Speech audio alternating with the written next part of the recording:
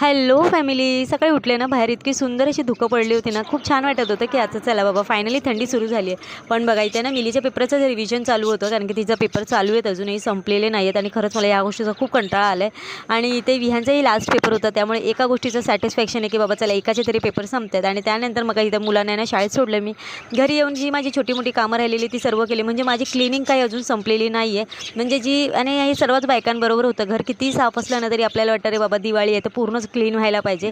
तसंच माझंही झालं आहे बघा. इथे सर्व भावल्या वगैरे धुवून घेतल्या, जी छोटी मोठी कामं होती सर्व करून घेतली. त्यानंतर मग इथे ना मी विहानला शाळेतून घेऊन आले. त्याचं लास्ट डे होतं, त्यामुळे जरा त्याला गार्डनला घेऊन गेले.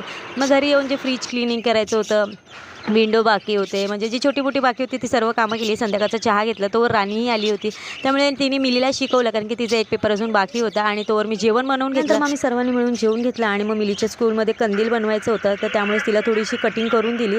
तर असा होता दिवस.